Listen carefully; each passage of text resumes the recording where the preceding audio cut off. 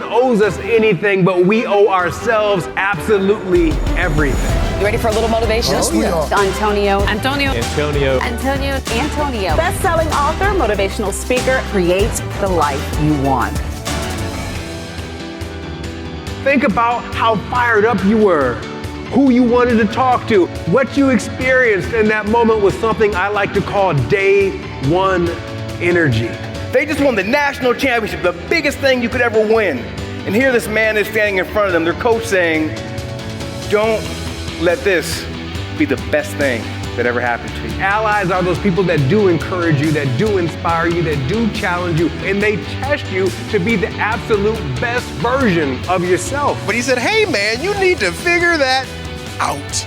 Can you imagine me when I thought was living this kind of life I was living, and I'm getting this advice from a homeless man who's seen much better days? But that was one of those penultimate moments that changed everything for me.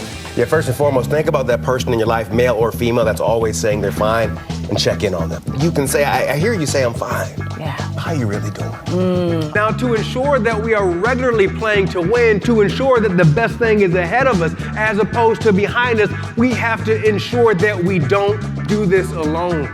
And then the pilot comes on the public address system. We are experiencing some technical and mechanical difficulties. We are going to attempt an emergency landing. Now, I don't know about you, but when my pilot speaks, if they say the word landing, I don't want to hear the word attempt. I think when we put those goals in front of us that are so future-oriented, it gives us an excuse not to focus on what can be done today. If your boss, if your manager had to make a decision to rehire you, would they immediately say yes, or would there be some hesitation? Think about the 5 people that you spend the most time with and ask yourself this question.